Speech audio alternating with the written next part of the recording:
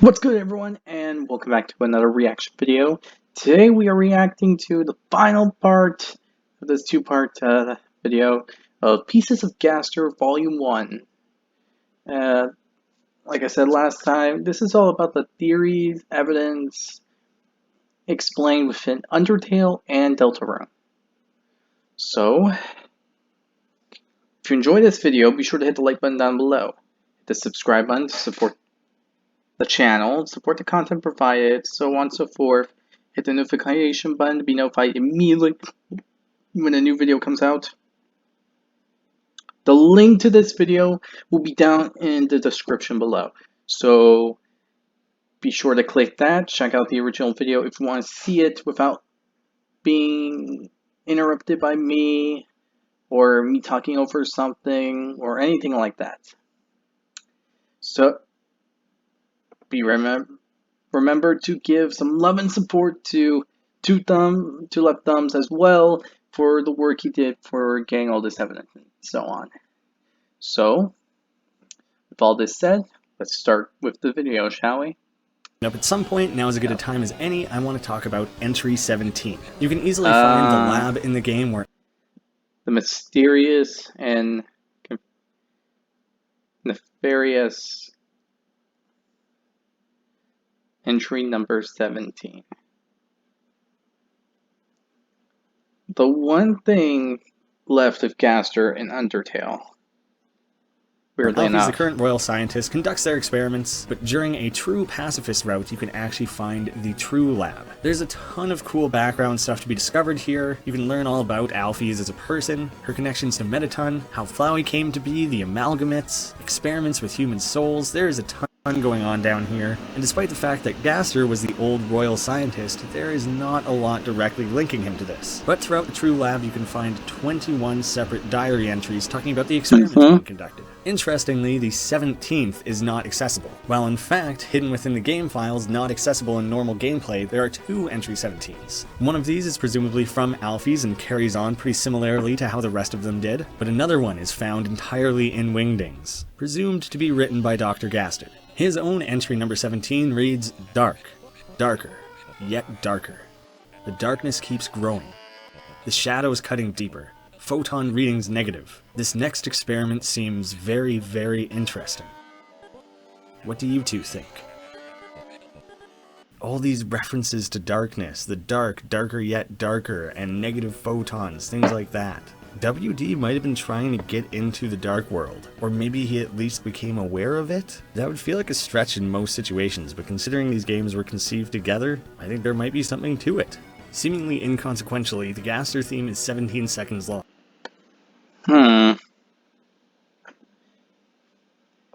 That is the big mystery. What does entry number 17 mean? There are some thoughts that come to mind, but nothing really seems on point. Maybe he studied and found something similar to the Dark World? Or maybe when he was the royal scientist, he found out about it. Maybe. I mean, the possibility is still there.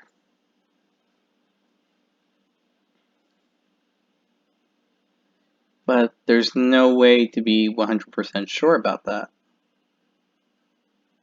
As a statement on its own, that doesn't really mean anything. But in conjunction with entry 17, it starts to become a number of recurring significance, the same as 6. This next experiment seems very, very interesting as what we saw on the Deltarune website way back in the HIM PNG of 2015. Speaking of this encroaching, growing darkness, makes you think of the shrouded in darkness quotes that Toby kept using. And at the end, he says, "What do you two think?" There's a lot of debate of who he's referring to with you two. There's a lot of theories that Sans and Papyrus were created through Gaster's experiments, so he could be talking to them. This could have been the final experiment that did Gaster in.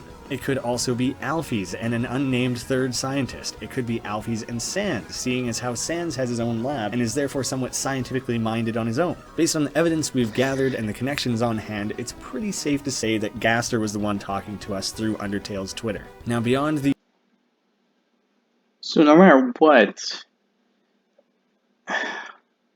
one solid person Gaster could be talking to is most undoubtedly Sans. I mean,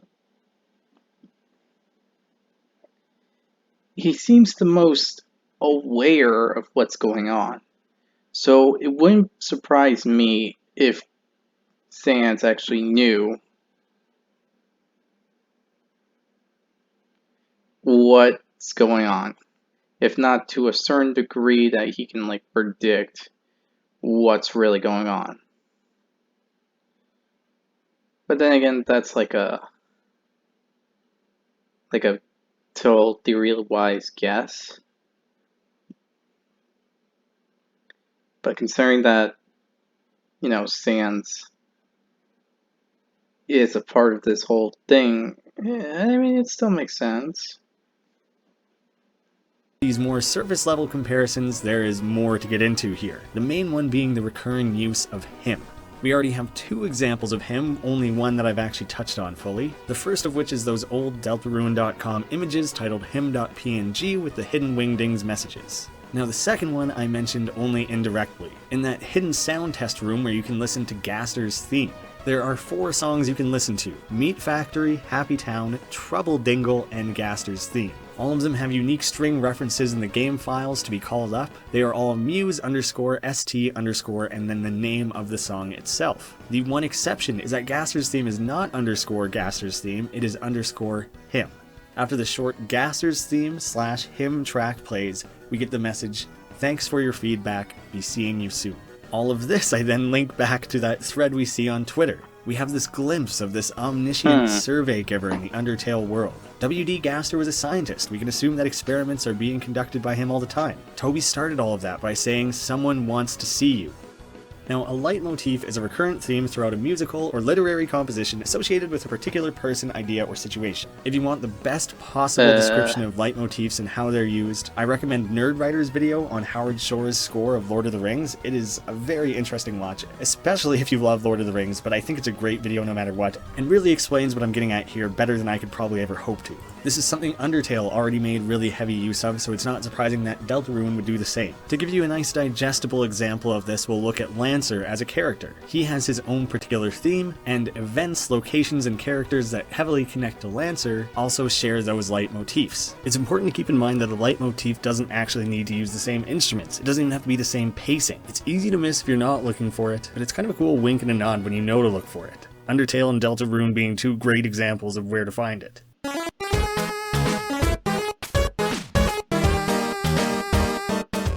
We're just looking for that repeating musical phrase. Lancer's theme is nice and jazzy and standout, so it's a little easier to pick up on.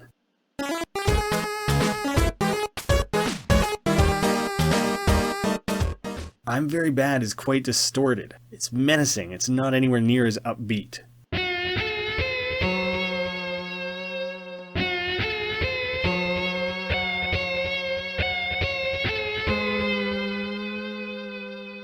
When fighting Lancer, there's this driving percussion behind it, changing the feel pretty dramatically and getting you kinda hyped up in the process.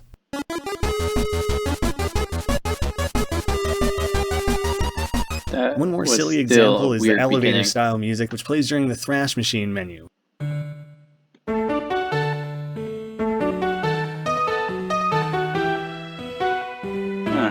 Sounds like something you would hear in a Poké Center. It's so wildly dramatically changed here that it's... Now that he mentioned it, it kinda does. It really does.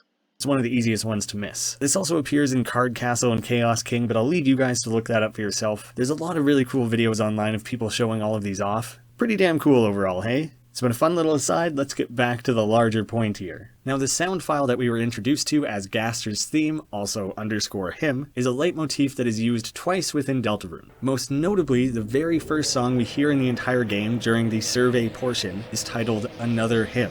The amount of layering that we get here with the use of him, this particular sound file, the use of experiments, this manner of speech, hopefully this video has already connected the dots for you and now it's just driving it further and further home. The other use of the Gaster theme leitmotif is in another song called April 2012, which appears in the club's room inside Card Castle. It's a Wait, that has...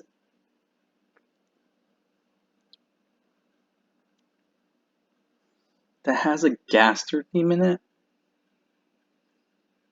Huh. Well, you know, I definitely learned something new about that one. Inconsequential part of the game. The song name itself is definitely referential to how long this game has actually been in development. It's interesting because the people attending this party are Clover, Hathy, and Rudin, three of the characters who were designed way back when in 2012 by Kanotine. It seems like a fun way to just link back to how long this game has actually been in development. People have even found an old buried GitHub link that contains this song dating back to 2012. Not only does this help confirm the timeline of the planning and development of these two games rather simultaneously, but it also ties Gaster back to the very beginning of it all, with Gaster's leitmotif seemingly being present in the first piece of music from this entire series. Now, it's stepping somewhat out of the Gaster theme that I've been going for here, but still tying it together in a way. I mentioned that Sans actually has his own secret lab in Undertale. In it can be found some blueprints, possibly for an experiment of his, as well as a picture with 3 poorly drawn smiling people on it. We've already seen weird smiles come up a few times, specifically for Gaster, and skeletons are kind of unable to do anything other than permanently smile. There are also the... That is sadly true. Which proves the point that I think they were just a family. You know, Gaster the dad, Sans, and Papyrus. You know, it's always that mention that just makes me think that Gaster is definitely Sans and Papyrus's father. These illegible blueprints down in Sans' shop. Now, our character has definitely read other things. They aren't illiterate, so either this is just really sloppy writing, or it's overly confusing and complicated because it's some crazy scientific stuff. But what is most likely here is that the symbols and handwriting are again linking us back to Wingding. Instructions in Wingding, huh? I can actually believe that, to be honest. I mean,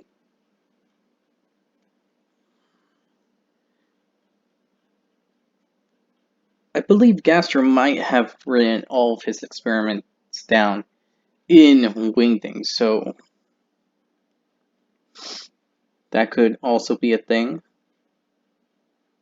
But again, I'm not 100% sure. But the possibility is still there that whatever's written on those blueprints is written in Wingding. And whatever's under that curtain is probably something related to Gaster. Symbols and handwriting are again linking us back to Wingdings. Similar to how Gaster was revealing this experiment to 2 other people, could be Sans or Gaster, Sans or Alphys, or who knows. But written on this picture are the words, "Don't forget." If we're going for super large stretches, it could be Gaster and some sort of lost family. Maybe his experiments were in an effort to recreate those he lost, and he ended up with Sans and Papyrus instead. That is probably the single most speculative thing in this entire video, but I wanted to throw out the fact that we really don't know if Gaster is tied to this photo at all, and in either instance of this photo and the end of entry 17, we do not know who the extra 2 are. Considering this little specific piece of dialogue was added in a patch after the game's release, even more likely is that it's our 3 heroes from Deltarune, possibly further evidence that Sans has been jumping around in time and space. Continuing on with that topic of leitmotifs. And this leitmotif occurs throughout the entire game. The credit song in Deltarune is titled Don't Forget. I'm not going to go through every single example, but it shows up in the game a lot more than any other leitmotif in the entire game, making this a pretty impactful, seemingly sentimental connection between the 2 worlds. Following along with Sans, how he connects to Gaster and how that operates within this world. In Undertale, we see these odd glowing flames coming out from under his bedroom door. It's definitely odd at the time, but there's nothing to be inferred from it. But now in Deltarune, we start to see the same thing happening in doors that act as teleporters. Sans is very interestingly the only character that is visually the same in both games. He doesn't have any sort of redesign or updated appearance. He also appears to be the only one who's aware of both worlds. Yeah, that's the thing about Sans and Deltarune.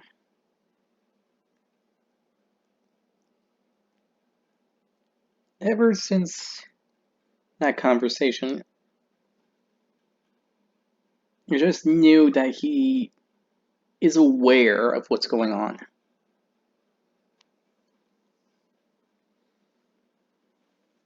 He's aware of what's happening. He's aware of pretty much everything going on in Deltarune, if I have to take a guess.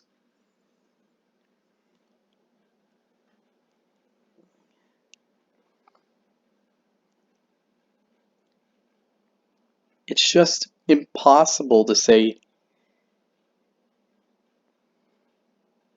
he doesn't have some level of knowledge of what's going on. It makes sense because of the way how there was two patterns of speaking. I mean, that is a pretty big wink, but he might just be razzing us the way he's known to do. But if we do assume this is the same Sans, it's pretty likely that some of his experiments back in Undertale had to do with traveling between alternate universes. If Gaster really is shattered across time and space like his followers suggest, and he is connected to Sans through these experiments, as he strongly appears to be. Sans has a book on quantum physics, he has his own workshop, he apparently has a history with Alphys, a clear affinity for science. We even get some hints at some unknown anomaly with timelines that he's studying, to the point that he's actually aware of save functions. During the Sans battle, he has these skull-like laser guns. They kind of remind me a bit of the Determination Extractor. In the game files, these sprites are Gaster Blaster, so while not addressed particularly directly, there is a lot in there connecting these two. Sans might be on some sort of unseen quest to track down the pieces of Dr. Gaster across alternate universes. There is a lot. I mean, I would believe that. I mean, wasn't there something in Sans' lab that said, "Don't forget"? So it would make sense why he would do that. Lot of evidence to feed off of here. Things that began in Undertale and are layered on much more heavily in Deltarune might actually warrant a video of itself because it goes pretty deep. During our vessel creation sequence at the beginning, a lot of the files in the back end are titled as Goner Maker. Here we are making a grayscale creation similar to the followers. Goner Maker might be a reference to Goner Kid, who appears to be the follower version of Monster Kid. This is the only example where we have a proper name for one of the followers. There's some theories that this kid is maybe something a little bit different, but it takes some digging, so it makes more sense to just loop them with the followers. There is a pretty cool tease in-game. When we ignore Monster Kid and allow them to slip and fall, Undyne saves them down below. Undyne, you saved me. Yo, I thought I was a goner. As well as literally falling, we seemingly have this layered in arc of Monster Kid falling into the darkness of becoming a goner. It's a lot to unpack, so for now we'll lump in Goner Kid with the other followers. It's something that seemingly needs more evidence than we currently have. Could be the case that Monster Kid was possessed, but that's a big maybe, to be honest.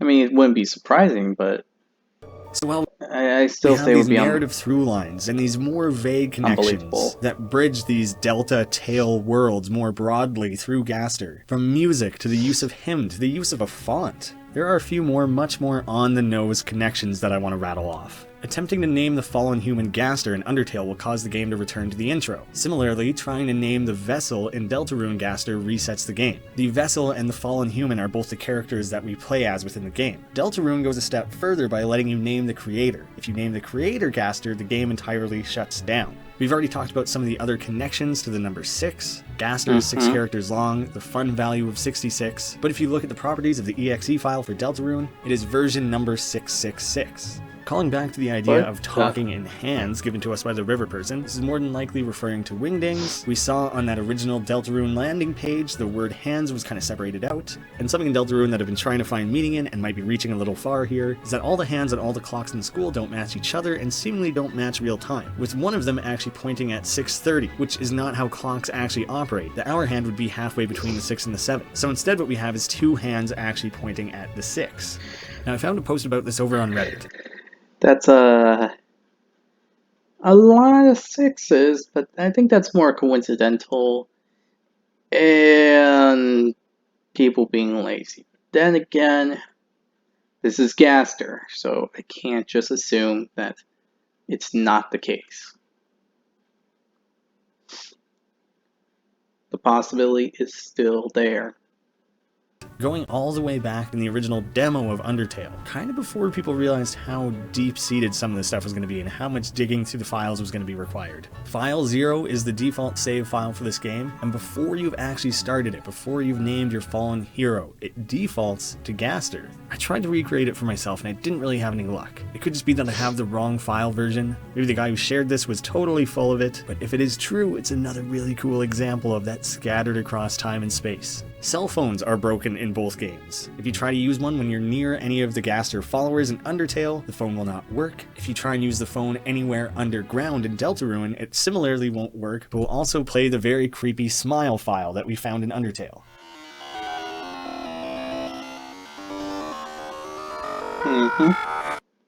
There is the whole wrong number song event, where someone calls you and cuts themselves off when they're about to say a name that starts with G. I wasn't even going to include this. There's nothing else here that really connects that to Gaster. Just kind of a really silly event overall. It is tied to your fun value, which I guess is special, but other than that G, there's not a lot else to speak about. I simply threw it in because I know it's a common thing that people are likely to bring up. I mean, the chances of it being Gaster related is very likely.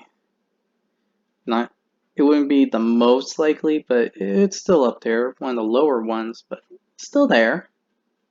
I say it's still there, so I can see why people would say that's important. Otherwise, the Gaster followers show up in both games, one of which oddly doesn't have a counterpart in Undertale, but we now get to see them in Deltarune. It's kind of strange. Both of the shopkeepers we encounter in the game, both Sham and Rule's Card, share a lot of visual similarities with Mystery Man. After defeating Jevil, Sham even has some extra dialogue directly quoting "dark, darker, yet darker" from entry 17. There's something fishy going on with this cat. I would speak my mind and be a little more honest about it, but after all, it's rude to talk about someone who's listening. Arguably the most infamous secret from Deltarune is our mysterious person here who's hiding behind the tree. We really don't have anything to go off of here. The only real connections are the layout and simplicity of this room and the fact that the man disappears rather quickly. It's been kind of commonly accepted in the fan community that this is Gaster, and I so badly want for that to be true. Before he goes, he does give us an egg. Why? It's hard to say. It doesn't really tie into anything from Undertale, but similar to Gaster, it does seem to be an egg out of time and space. It's also the only individual item that persists when returning back to the overworld. Everything else from the Dark World gets compressed into a little ball. When you try to drop the egg, it disappears saying "what egg?" Well, this is also a reference to "what pumpkin?" It does seem to be a weird thing that just kind of comes and goes. You can put the egg inside Asgore's fridge, which for some reason suddenly has 2 eggs. If you say no to getting the egg, it says "then there is no man," and he's gone all the same. Space-time stuff is really complicated. Underminers found over on Reddit. When you interact with an object in the game, it checks several variables to tell the game which strings of text to play. Now, sometimes if the game has nothing to return or is missing values, it'll crash the entire game. Not very good for bug testing. So programmers often include dummy text, something to display if anything goes wrong while you're testing. They're quite useful, and there's no reason to remove them from your code at the end of a game. And in 99.9% of games, they're incredibly boring and mean nothing. Here in Deltarune, we get quite a few hidden ones that are pretty spicy. First, is that a cut on your face or part of your eye? Seemingly referencing that Mystery Man sprite directly, but seeing as how Rules and Sham have weird eye things, maybe it's about one of them. You can't read these symbols. Or maybe it's the handwriting. That one's just very clever, kind of Yeah, that's there's so much hidden text within this. And yet, the ones that you just saw, or were seen, were related to Gaster in some way or form. multi-layered, a little on the nose. I like that one a lot. This one in particular was also eventually seen in Sans' secret lab drawers, as shown earlier. The gash weaves down as if you cry. That's just very descriptive, and again, probably the Mystery Man sprite. And then 2 more that are less on the nose. Suddenly, your body seizes up. What are you looking at? And the pain itself is reason why. One, Gaster and his followers apparently have a weird aversion to being looked at, so maybe that's a thing. But at the very beginning of the game, there was also the text of "you acknowledge the possibility of pain and seizure." And the number one thing that has people absolutely losing their mind is the big red door south of town at the end of the game. There is a very quiet, very subtle sound effect being played. If you increase the volume of the sound and speed it up by, you can probably guess, 666%, again creates that smile sound effect. Seemingly the most we're ever going to get to know about Gaster is behind this door. But as of Chapter 1, as of this demo, our original survey here, this is not something you can actually access. And yes, I know a few of you are going to talk about editing your position in the game files and how it teleports you to the door and it causes a jump scare and all that. I've seen that video, it was faked. I'm sorry to burst that bubble. In that video, he actually even explains that he was kidding and that it was faked. But because he explains it after a big jump scare, I imagine some people maybe like panic clicked and closed their phone or closed the video. But yeah, while that does obviously very closely tie with Gaster, it is not something we can physically interact with or explore any further than that one. I feel like if you actually did manage to do something to open it and enter, the game will probably just, like, close itself, and when you restart it, everything will be back to normal.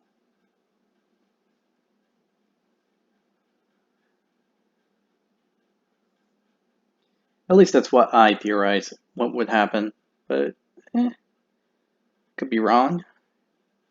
But it is very likely. One sound effect tying it together. This area with the red door you can walk around in is titled Room, Town, Shelter in the game files. A shelter Room, to contain town, something? shelter? Or a shelter from something? We really don't know. That name itself doesn't really connect to anything, but when you switch into the game's debug mode and move through each of the different parts of the game, every individual room has a unique identifying number. The room, this area that has the big red door and this creepy sound effect, is room number 17. A pretty obvious. Are you kidding? There is so much stuff related to Gaster that it's honestly ridiculous. Connection between all of this and entry 17. Guys, researching this was a much deeper dive than I was expecting. For the vast majority of it, I'm relying on things that people have been pulling together for years and years and years over on Wikipedia pages and what have you. It's crazy to see how deep this runs, how long it's been planned, and how little we actually still know about any of it. But I'm very excited to talk about it with you guys, and maybe with our collective heads we can start piecing this all together. Very quickly, I want to remind you guys of the existence of Scrabdackle, a delightful wizarding adventure being created and Deltarune hidden secrets and theories. If you love this video, you're gonna love that one. I'll make sure it's in the end I'm gonna cards skip here. that Thank part you all so much for because I don't watching, want to and I'll the see you whole- again soon. Wait, hold on. Huh, maybe not. Maybe we're actually good. Anyway. This whole thing relating to Gaster. And let me just say again, I'm not going to show that. I'm just going to cut it because I don't think any of you want to see ads. But yeah, this whole thing with Gaster is the strangest thing. Like, there are many clues that say it's him, but there's possibilities that's not. And it's very vague, in my opinion. It's crazy, but it's also really cool the fact that it all probably ties around one single character. And it's a character no one knows about. We can speculate, theorize, and all that, but it all leads to one point. We don't know what's going on. We don't know how this works, and we don't know anything of Gaster's intentions. It's amazing, yet creepy. Though that's more probably the fact that it just seems strange that character out of nowhere is the main person we have to find answers for.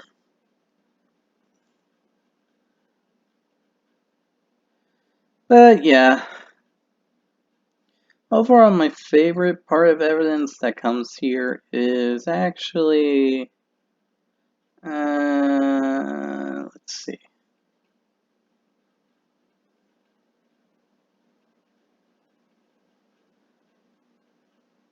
The connection with Sans and Gaster right there.